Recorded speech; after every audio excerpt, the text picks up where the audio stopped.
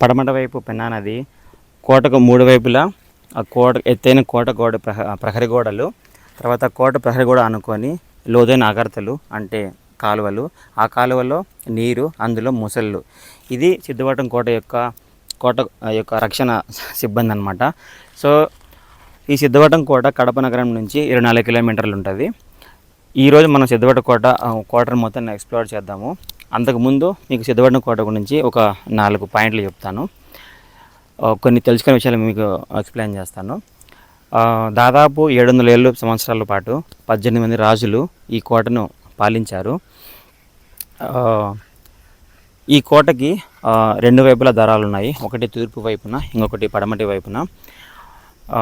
ఇక్కడ ఒక సొరంగ మార్గం ఉంది. ఆ మార్గం ద్వారా రాజులు ఇక్కడ ప్రవహించే పెన్నా నదిలో స్నానాలు అవి ఆచరించేవారు.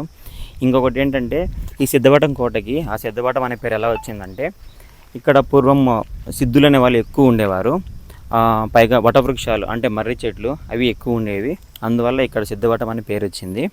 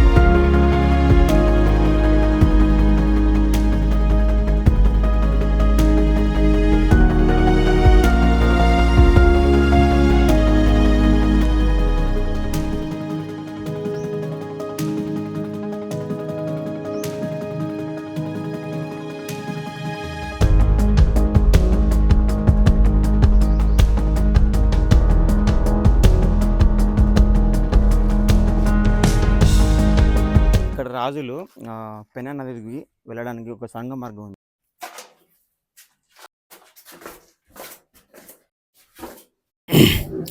పూర్వం రాజులంట ఈ సొరంగ మార్గం ద్వారా వెళ్ళి ఇక్కడ పెన్నా నదిలో స్నానాలు అవి ఆచరించేవారంట.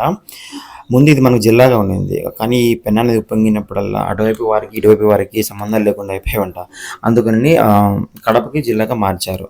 ఇంకొకటి ఏంటంటే ఇక్కడ స్వయంభూగా వెలిసిన సిద్ధవటేశ్వర స్వామి వారు అంటే శివయ్య, ప్రతి సోమవారం ఇక్కడ ఎంతో గొప్పగా పూజలు జరుగుతాయి, అన్నదానాలు కూడా జరుగుతాయి.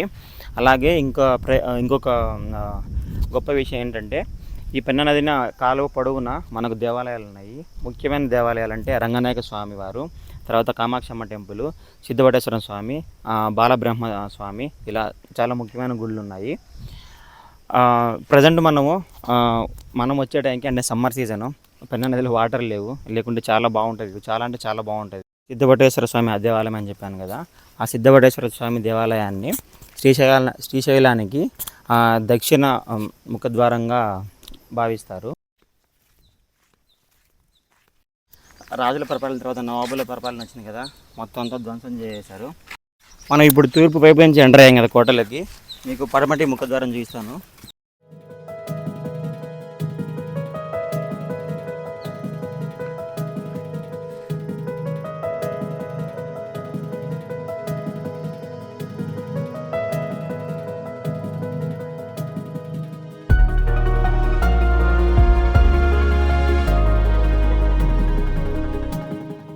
ఇదే ఆ పడమటి ముఖద్వారము.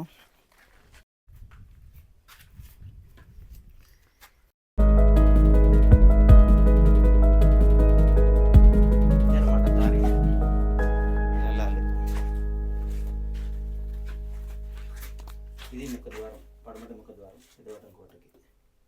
సో అక్కడ మీకు ఒక ఆర్చ్ లాగా కనపడుతుందా, ఆర్చ్ కనపడుతుంది కదా, అక్కడ కనబడే ఆర్చ్ అది కూడా కోటకు సంబంధించింది.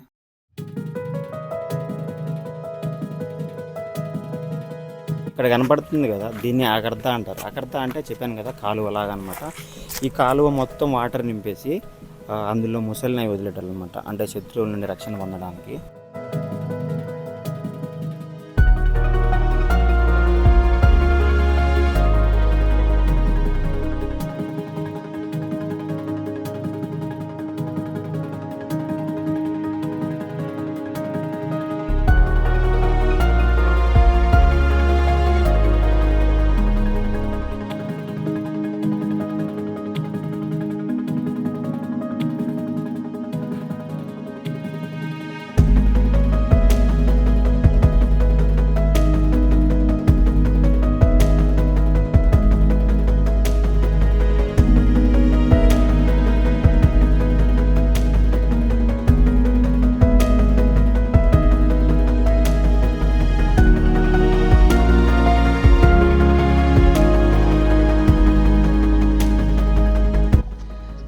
శ్రీ శ్రీకృష్ణదేవరాయల వారు పాలించారు. ఆ తర్వాత ఆయన దగ్గర నుండి వాళ్ళ అల్లుడైన వరదరాజు గారు పాలించారు. ఆ తర్వాత ఆయన దగ్గర నుండి నవాబులు దీన్ని పాలించారు.